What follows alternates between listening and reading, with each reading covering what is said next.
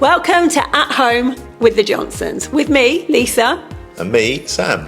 We're going to be discussing a load of different issues about having a multi-seven-figure business and what life is like. So we'll be talking life and we'll be talking a bit of business. But we'll also be talking some controversial topics, but we want you to get involved too. Because we do love a debate. We love a debate. And if you want to get involved in the debate, you can join us on our Facebook group, At Home with the Johnsons. First, then. Look, no holage. All good today. Good. Do you have to go through that again? A little bit tight though. That's the only thing. I might be pulling them up a I lot. don't have to worry about this every time. I was going to wear chinos because they're nice and comfy. I quite like my chinos. Really dry mouth though. Could be a problemo. It's your face because you're doing that. Try not to laugh. Honestly, we've got to get this done. We'll just start like this. Because I want a sort of day off tomorrow, so we need to get everything done today. Okay, so welcome to the podcast. Sorry, that was my fault. That was my fault, actually. I tried not to look at him because he was making me laugh, but I really looked at me and Fucking hell. It's a nightmare. Right. You can cut it out. I'm going to watch the camera. I'm going to do it now properly, I promise. Okay, welcome to the podcast. Today we are going to be talking about online behaviours. So you came up with this one. Yeah, Why well, do you want to talk about this? 'Cause if you talk about online behaviours, I immediately think like trolling, bullying. You're part of trolling. Trolling. No one says trolling. Troll. That's not even a word. Troll. Anyway, yeah. I wasn't really thinking about that. I was thinking more about the kind of ways that it makes people act differently to how they would if they were face to face with someone. Well, it definitely does. In a bad way, We've I mean. seen that. Yeah, we see it a lot. But I think we talk about trolling as well because, you know, there's all sorts of stuff that comes to light in the online world that really wouldn't happen outside of a playground. No, that does happen. And that's what kind of, I thought it was, we could talk about it because it is related massively to what we do, what your business does for a living. But it's also related to people's behaviour. It's related to social kind of influences, all that kind of stuff. I don't even think it's just on socials though, because if you look at our email list, so every now and again we'll send an email out and we'll get someone right back, really abusive in capital letters. I won't even say the words. No, yeah. Pretty hard. Yeah.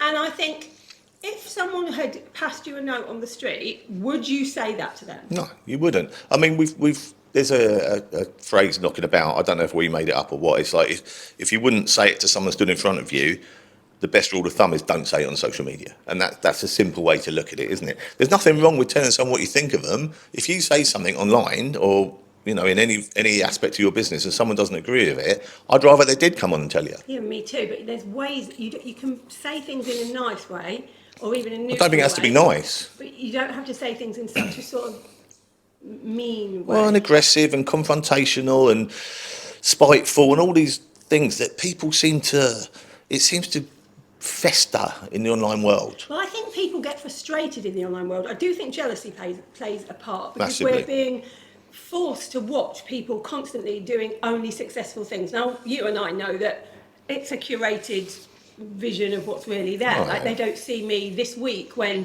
I had a massive relapse of my chronic illness and I'm like on the floor crying. They just see the big house. Well, you're a professional at what you do. So you put on the face, you put on the personality, and you're going to work effectively, which is ultimately what you're doing. Your work just entails being seen by a lot of people. But comparing online, we all know about that because you're comparing, what is it? The best you think about someone else with the worst you know about yourself. Yeah, that is what you compare. But it makes people crazy. Yeah. And like people do things and say things that they would never normally do just because of this weird type of jealousy over something that they don't even know is real. Yeah, a lot of it is jealousy, and that isn't being conceited or self-centered or anything like that. And because no one who's doing better than you will take the time to bring you down. That's true. There's no one that's ever said anything bad to me that's doing better than me. Well, they won't because they're focusing on what they're doing, aren't they? Yeah. So yeah, it does worry me. And being, you know, coming into this world quite late in my life, I'm still quite taken aback at times. You seem to be able to take it. If we're talking about the trolling stuff, it really hurts me because I go into old school husband Yeah, but mode. It used to hurt me. It just doesn't anymore because I think loads of things have helped. Seeing who the people really are that are trolling, I believe everyone is acting all the time like their 6-year-old self. So I think when someone's really horrible to me, like people that have been awful to me online before. We've had a few, yeah. I look at them and I think, who are you right now? Because you're not being you, because I've seen you being normal you. You're being 6-year-old you that probably felt intimidated or felt insecure about something, and that's making you act this way. It's not who you really are. So when someone's really mean to me, I know it comes from a place of fear for them, and it's really hard to be angry at someone. So do you think it's jealousy that's triggered it then? I think jealousy can trigger. If you're having something bad happen in your life and you watch someone that you think has a perfect life, even if they don't, that will trigger you. Yeah. It's triggered me before. When I first started, I had no money. I was like trying to make everything work.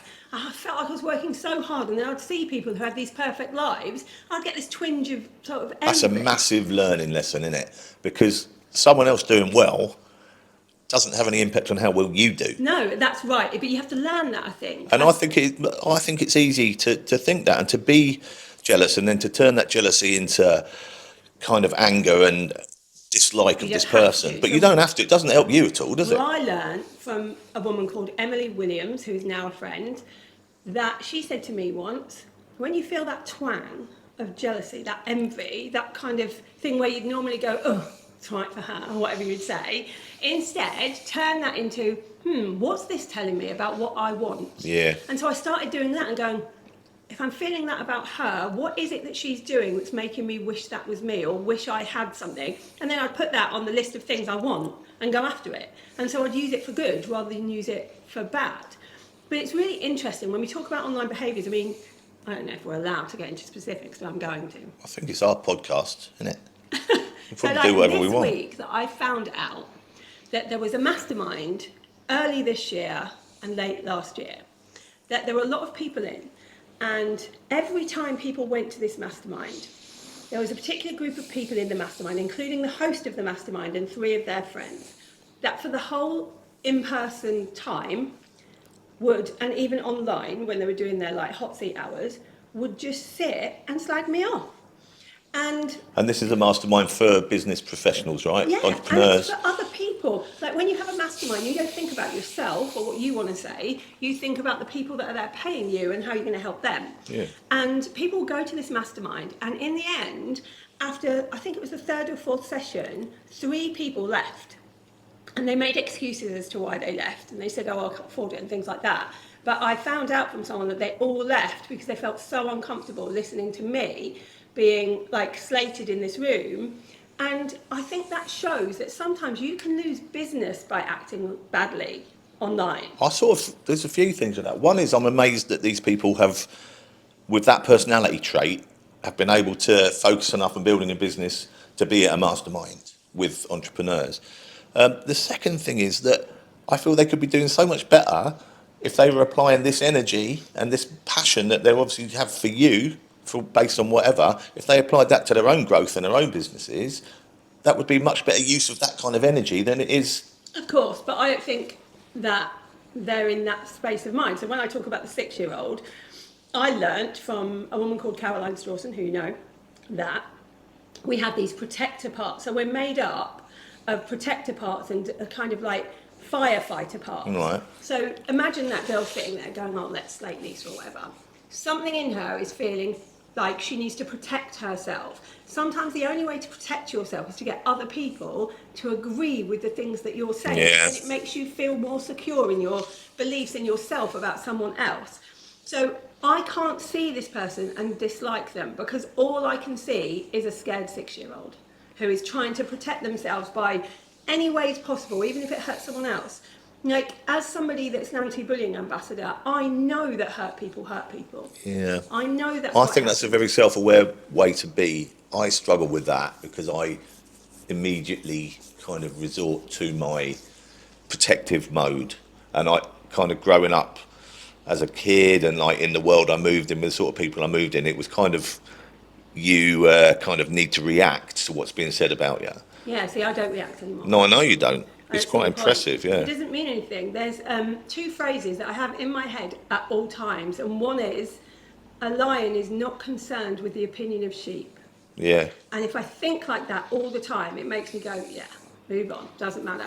And the second one is, you can't turn around at every dog that barks. The lion doesn't turn around, for every dog pays that no barks, attention to something small like dog. that. Yeah, Because yeah. you can't, because there's always going to be someone that has Yeah, an opinion yeah. on you. There's always going to be someone trying to create drama about Yeah. you if you're visible. And the more visible you are, the more that becomes an issue, yeah. And you can't be like that. I think one of the things that you've talked about before, which I think is really interesting, Is this going to be a bit controversial? a bit, Am I going to feel uncomfortable? Yeah. All right, let's do it though. is the difference between men and women's Yeah, on this. it is a generalisation, But it's a true one. and I'm aware enough to know that it doesn't apply 100%, and you know this is not the same for everybody. But the one thing I have noticed, right? Let me start this with a positive. caveating? Yeah, always. Are you doing that sandwich thing? Yeah, Mary Gober. Good news, bad news, good news. Mary Gover? Yeah, Is that didn't who heard said- of I that. thought you made it up. Oh yeah, I made it up. It's she was a customer service. Do you ever heard of her, Mary Gober? Anyway, we won't go into that. So, what I think is, in general, working with women, right, is amazing. I think women should run the world. I come from a family with a very strong mum who basically ran the family, went to work every day, did everything around the house. So I grew up with a very strong female influence on me, as did you with your millions of aunties and stuff. So, but I do feel that there's a difference between, especially online, with the way men and women react. From what I've seen, working in an industry that's probably 90 to 95% female through you, women are much more likely to, like you were saying, this mastermind, to triangulate. Explain triangulation, because not everyone will know what Okay, that means. so what they would do is they will raise their concerns, their dislikes, their issues with someone else, to try and get them to come in board with their kind of circle and say, oh, I don't like this about her, do you? It's bad, isn't it, how she does this, isn't it? And to try and get the person on board. And then that becomes, rather than going to the root of the problem, Like me. i.e. you, and saying, I've got a problem with you. Yeah. Whereas I think, on the whole, men tend to do that. They Go were straight much to the more source. likely, men in my experience and my growing up in my life, if I've got an issue, they'll go, why'd you do that? And I'll go, well, what do you mean? They said, well, I don't like you've done that. It's pissing Would me you then off. just have a fight and be okay? Don't with have a each other 10 fight. minutes I'm not later? 8, but we might, we'll have a discussion about it. And at the end of it, it may well go, well, I still don't agree with you. And I'll go, well, all right then, shall we have a drink? And then you kind of just move on. But I do think that the online world has created this space where it's much easier to do that. Because you can just message someone and say, have you seen what she's done here? And then the next person will say, yeah, I've seen that. We definitely find this in all the courses I've ever done, especially the larger ones where you have more people. We'd have, like, if somebody had an issue with, I don't know, something they didn't like in a mastermind, and we've had this many times, Yeah. they would start a WhatsApp group, invite some other people Yeah. from the mastermind in, right. say to them, do you agree that this isn't going very well? And try and convince other people. Now, we had this thing once in One to Many where this woman did that, and 4 people then got riled up and they said, we should all complain. And these 4 people complained, and then I had said, okay, I'm always open to criticism. Let's have a call about it so I can understand what your feedback is. And 3 of them were like, we don't really have anything to say. This other person kind of made me feel like I did, but now I'm here. And I don't think really that's know. what happens. You remember there was a particular website, chat space, aimed at parents. You can say Mum's Net. I'm Mumsnet. okay about All saying right. them. I was trying to allude to No, it. I don't like and no, I don't. And Apart from the penis speaker. Do you remember penis that? speak. Oh my That God. was brilliant. Do you remember that? That's a whole. I think that needs to be. For those that are too young Are you gonna do it now? remember this, I need to just carry out the penis speaker conversation. So there's this thing on Mumsnet when I was probably about 25, where someone put is this normal question? And they put, and this went viral, they put, obviously, everyone when they have sex, their husband has a penis speaker on the stand next to them that they dip their penis in to wash afterwards before they go to sleep. And everyone was like, what? No one has a penis speaker. And she was like convinced that everyone in the world it was the has norm. this, and she just wouldn't have it that no one had a penis Oh, speaker. it went mad, didn't it? It was brilliant. Like the comments were brilliant. Yeah, yeah. That was the only time I've ever liked Mumsnet. Yeah, okay. But so since then, but when you became the subject of their vitriol, say to use a posh word. Yeah. It just went crazy, and it ended up with people who didn't even know what was said at the beginning, just jumping on because they wanted to be part of this kind of group, this kind of, they didn't care that they No, were people just want to belong. absolutely slating you. Well, they don't think of. I think the other thing that social media has done is dehumanize people. Yeah. So they think people like me don't feel anything. In fact, someone said to me once, "Yeah, but you're rich." Like, Good one. I don't get that. Why, just because you have money, do you not feel feelings? Like, do you suddenly become not human when you have money? It's crazy. I wonder how people who are really famous, It like worries. Taylor Swift or someone, how they deal. I suppose they don't look at most of it. They've probably got someone to filter I out. think you just go. I mean, I don't look at most of it now, and that's on a small scale. I can't imagine that someone like Taylor Swift even bothers. But No. sometimes when the trolling is really bad, I think about Taylor Swift because at one point there was a trending "I hate Taylor Swift" hashtag, and it was the largest trending hashtag in the world. And she went and wrote "Shake It Off." Yeah. Like, she was like, oh, Well, she well, does that what with should a I lot do of her about this? I'll songs. just go and write Yeah. a song about it and make millions more money. And I'm like, Yeah. yeah, like, she's not That's interested the way in to what do they're it, isn't saying. it? Yeah. And now people love her. Like, and we watched that Beckham documentary where, like, people can really hate you and the whole world can be against you. And then 10 minutes later, you're the golden child, which means Yeah. people are just a bit I think crazy. you're right that they don't think of it on a human level and the damage and the hurt that this would cause to somebody. They forget that David Beckham or Taylor Swift or even you are a person with people who love you and care about you, and you have emotions and you have feelings. And I think they do. And that's because the internet, online in general, has created this barrier. Yeah. Because 30 years ago, 20 years, I don't know how long it is, you couldn't follow someone, watch what they're doing, interact with them, unless you knew them. No, and actually, I spoke to Katie Hill, Oh, who's yeah, one of yeah. my clients of mine. She used to do Blue Peter. Yeah.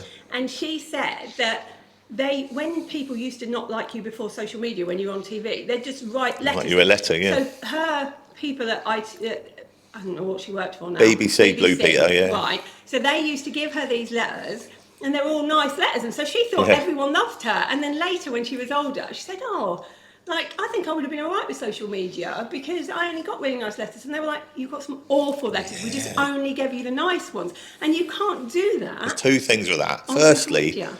who would say anything bad about Katie Hill? No. I'm like, of all the people that's been on the telly, probably the least offensive and nicest kind of wholesome person ever. But that's the first one. The second one is, wouldn't it be nice if you could do that with Social tweets media. and comments on If you social see the media? nice things. That'd be lovely, wouldn't it? Maybe- Just magically make them go. Well, maybe social media needs to put that in. Like, one of the things I've been fighting for recently, because I don't think you can change how people are, but I think you can change the platforms. Yeah. Like, get the platforms to do more to stop this kind of thing.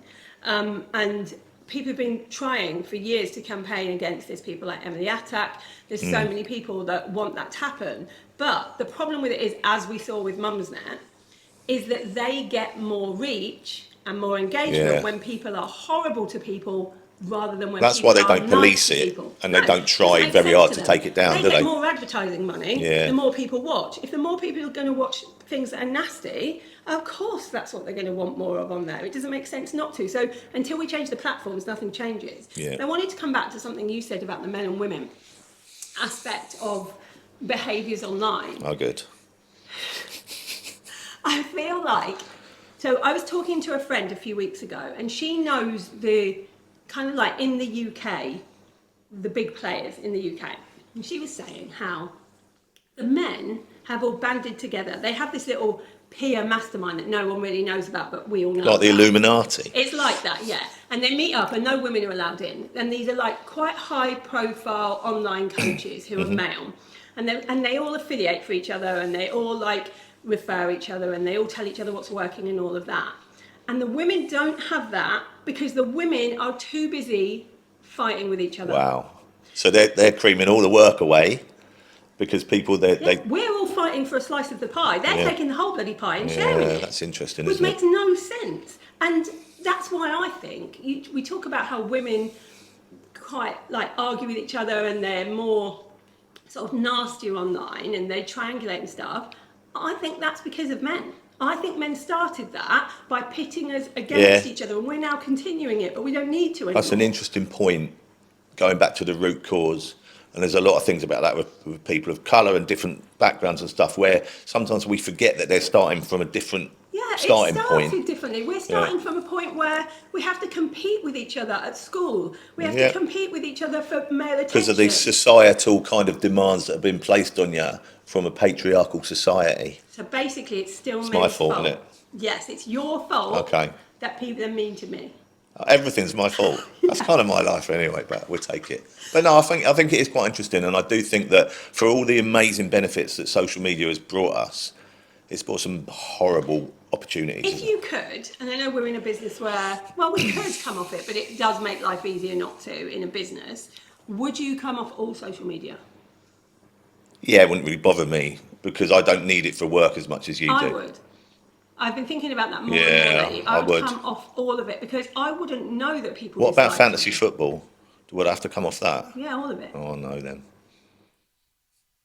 And what about like learning about new whiskies that are coming out and stuff like that? Are they not newsletters?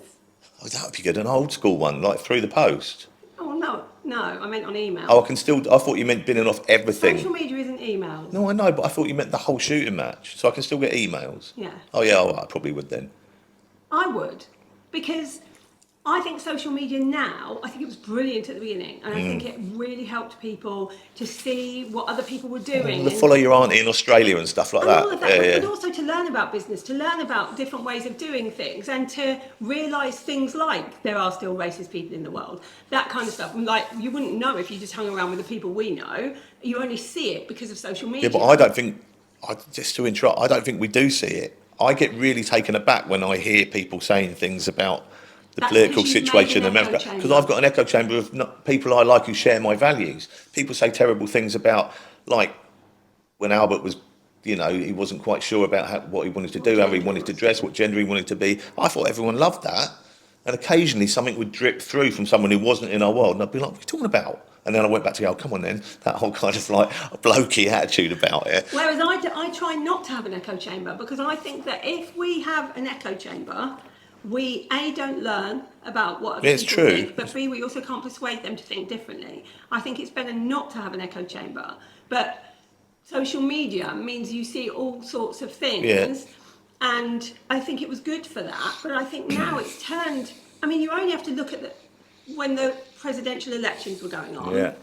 People were like horrible to each other just because of how they voted. Not just like, I disagree with how you voted and here's why, here's my argument. They were like, you're trash. That's because of that barrier again, isn't it? I very much doubt most of those people would be brave enough to speak like that to someone face to face.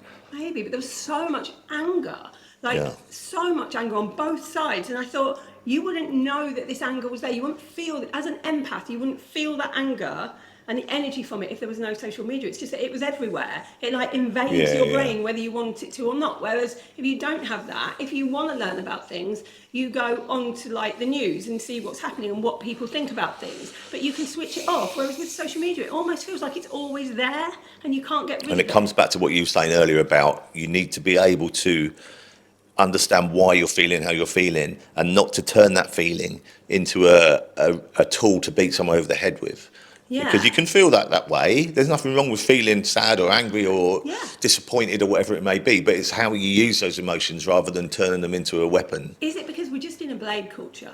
If I'm feeling bad, it's someone's fault. Well, you just said everything was my fault. Well, it is, but other than that. Other than everything? Yeah. Not sure what there is. I feel like everyone blames everyone for how they're feeling instead of just taking responsibility. For how they're I think there's another podcast in that. There probably is. Because that's a whole thing, and is whether that's a generational thing, whether that's an entitlement thing, whether that's a privilege thing, whether that's a societal changes, I don't know. There's a lot of impact on it. Here's how I deal with it now on social media. I think you can use social media and not get sucked in. So I never scroll. People say to me all the time, well, I was here, and I was like, oh, I didn't know you went there. And they're like, oh, I put it on social media. I'm like, oh, I don't see anything anymore because I don't scroll. All I do is put things out and reply to those things, like in my own bubble. I tend not to see what's going on anymore because it can take so much of your time.